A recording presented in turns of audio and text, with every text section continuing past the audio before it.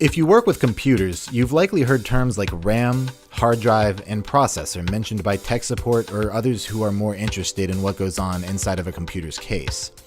If you've always wondered what the various components of your computer are for, but have never really had the time to look into it, then this video is just for you. While each one of these components is complex enough to spend a lifetime learning about, I'm going to give a very broad and general overview. A typical desktop computer comes down to these 7 essential parts: case, power supply, motherboard, CPU, RAM, hard drive, and graphics cards. These are the fundamental parts of any desktop computer. It may seem daunting at first, so let's separate these into 2 categories: simple ones and the more complex ones. For starters, let's look at the case. The case is nothing more than a big hunk of plastic that houses everything else.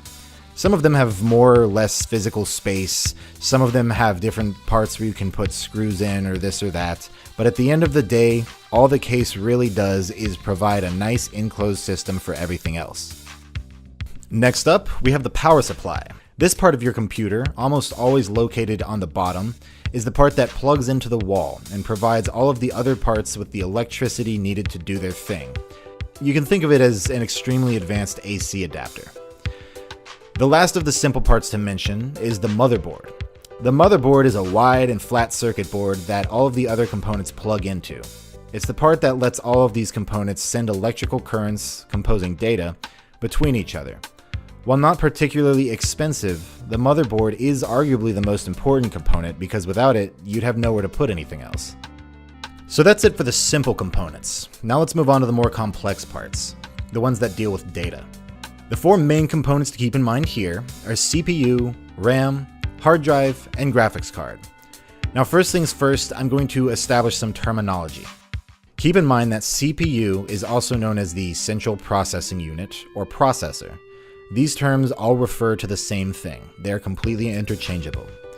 RAM stands for Random Access Memory and is often referred to as just memory. A hard drive is often referred to as a disk drive or storage. And a graphics card is also known as a GPU or graphics processing unit. For this explanation, I'll be using the terms CPU, RAM, hard drive, and graphics card. So let's start with the CPU. The CPU is where your computer does things. It isn't really capable of storing very much data at all, but it's very good at doing things with data. Quickly reading it, arranging it, doing the type of quick and massive calculations needed to run your programs. This is where most of your programs are essentially run from. It's often referred to as the brain of the computer. I personally don't like this description because really your entire computer is just a brain. It's just the center part of your computer's brain. Basically everything that happens in your computer goes through your CPU at some point. Now let's talk about RAM and hard drive at the same time because they have a very unique relationship, which is probably why people often confuse the two. Your hard drive is where all of your data is stored. When your computer tells you you're running low on space, it's because your hard drive is almost full. All of the data that makes up your videos, pictures, documents, project files, or the 3D worlds and models that make up a game are all stored here. While hard drives can store lots of data, they're relatively bad at accessing that data quickly. Everything is accessed through a tiny little wire here, and because most hard drives are made up of spinning disks, your hard drive isn't going to be able to constantly give your CPU the information it needs to run certain programs. That's where RAM comes in. RAM is another form of storage. It stores the exact same kind of data as your hard drive, but RAM sacrifices storage space for nearly instant accessibility. Unlike your hard drive, which sends all of its data through a tiny little thin wire, your RAM is arranged in these long, thin sticks that insert into your motherboard. Think about a storage unit. If you have a massive warehouse with only a thin doorway, it's going to be difficult to get in, find what you need, and get out if it's kind of spread all over the place. You'll have to go through a tiny door.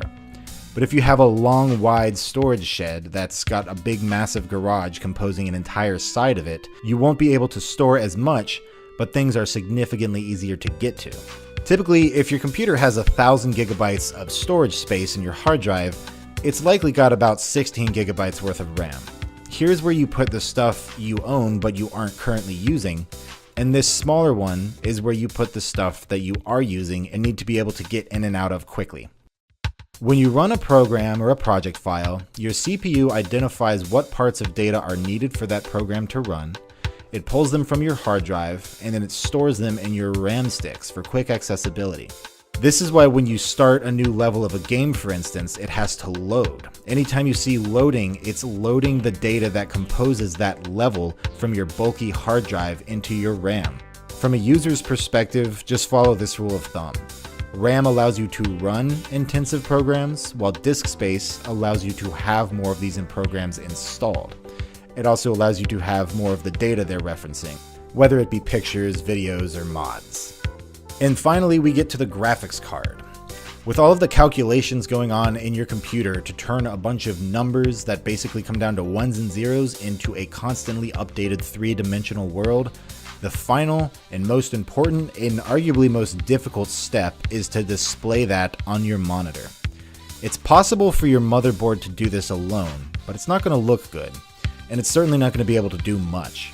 Your graphics card is essentially an entire computer in and of itself, dedicated to the sole task of figuring out what pixels need to light up on your screen, in what color, and at what time. If you were playing a game that had a very busy and high texture world with lots of models and different angles and colors, your CPU is the thing that creates that world. It knows where the stuff is, and it does so with data that's been stored in your RAM, which was loaded out of your hard drive, but it's your graphics card that figures out what it's supposed to look like based on where you're standing in the world. Without getting too off topic here, if you're somebody who likes math, I highly recommend you look up fast inverse square root, which is directly related to how three-dimensional worlds calculate perspectives. So that pretty much sums it up. There are other components worth mentioning, such as cooling systems or internal wireless cards, but really those are extras.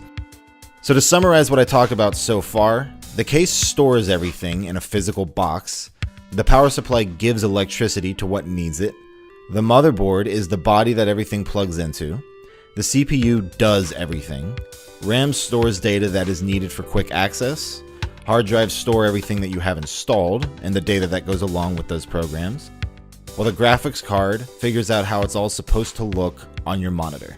Well, thank you very much for watching. I hope I helped, and if you have any questions, feel free to leave a comment and I'll do my best to answer them.